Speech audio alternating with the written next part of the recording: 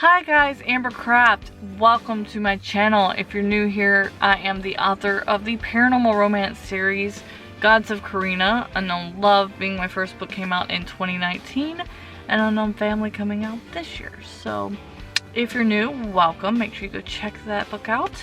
It's available on Amazon in paperback and ebook form. And if you're not new here, then welcome. Ignore that whole spiel, or don't if you don't have the book, because go read it. It's awesome. I don't know why Death decided to show up instead of the Rose. Don't know why that happened.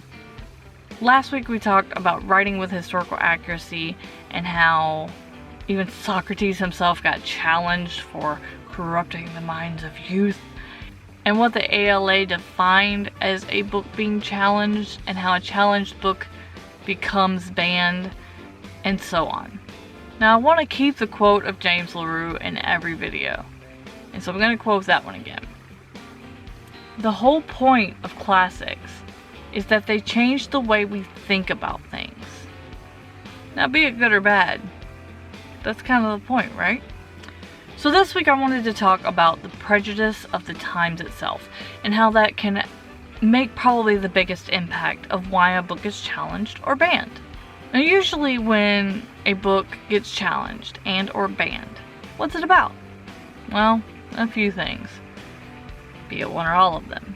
There's racism, physical violence, emotional violence, vulgarity, Satanism, devil worshipping, witchcraft, although that one's not quite got the bad annotation, but it does get challenged for that sometimes. Deemed to be too negative or depressing? What the fuck is that? Political biased? Hell, that's every fiction book out there. Like, seriously, the only one that should be ever banned or ever challenged is racism. And you know what? Depends on if it makes us wonder and makes us start acting a little bit better, don't you think? Anyway. Now the problem with these books, and sorry, I'm getting a little like, I'm the one that made this video. I'm the one that wanted to make this video. I'm getting a little defensive on the offensive. Many of these books get challenged and labeled these things because they are misunderstood and they are being misjudged on their content, on the message, and on the tone that the author is wanting to actually convey. A lot of times people get mad because it's actually conveying the message it wants. This is bad. This person was bad. These things are bad.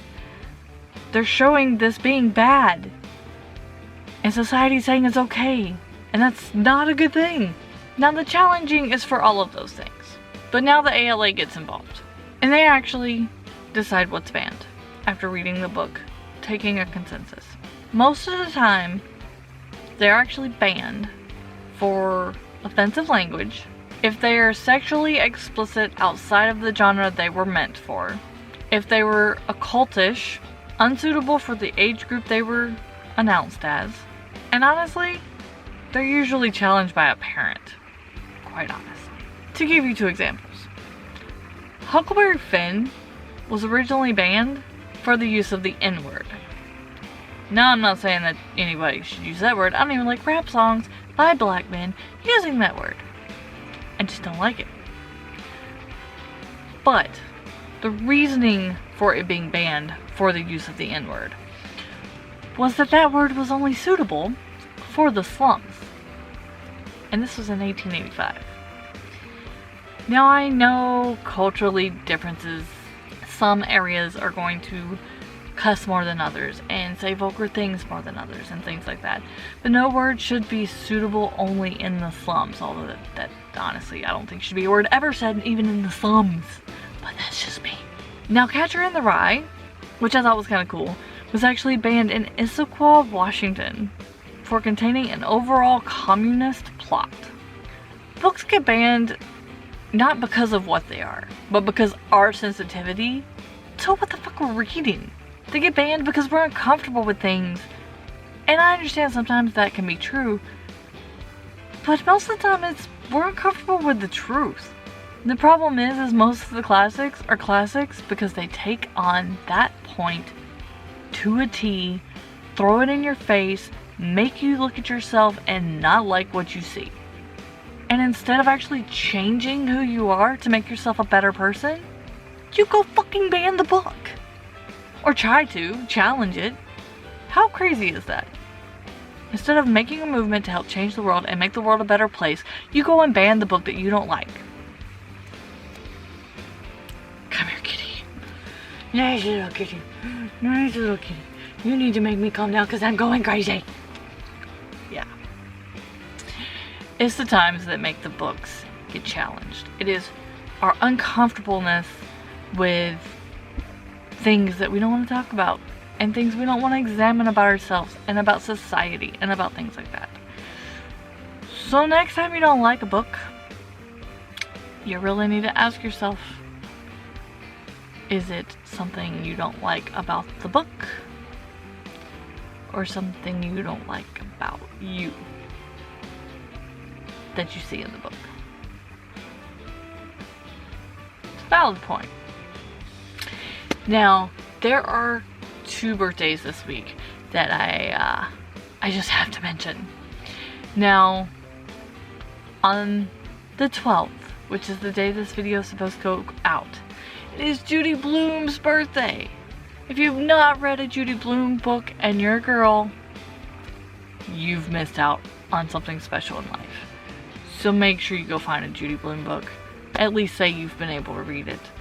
She's an amazing author and was one of the first books I picked up because it looked very old world and it was great. Now, February 14th, if you don't celebrate Valentine's Day, go to the library instead. It is Library Lovers Day. I might get behind that one. Now, February 16th is Reading Rainbow Day. And this is because it is LeVar Burton's birthday. So make sure you spread the word about these 2 amazing people's birthdays. I'm sure there are more this month. I will actually have at the end of the month something I'm starting. Writers' birthdays for the month. I'm going to start that in April. I found a site that tells you every famous person's birthday, and I picked out all the writers and creative minds that we know and love. So if you're interested in knowing that, stick around. As always, you can get Unknown Love on Amazon in paperback and ebook form. I have the Audible version for Unknown Love coming out soon, so make sure when you're on Amazon you follow me as an author and keep tabs on that. You can find my website link down below. Hopefully I will have a newsletter out soon for that, as well as my merchandise store and a whole bunch of other things. So make sure you go look at all of that down below, all my peeps down below, and make sure you follow all of those guys. This month I am interviewing Aphrodite Lee for Shattered, and so the announcement for the date and time will be on that soon. As well as Breaking Boundaries, we have our first guest, and we are going to start that podcast as well as show it here on YouTube as we do it live. I cannot wait for that. That will be sometime in March. We're working on it. As always, have a great week and keep writing and happy writing. Bye guys.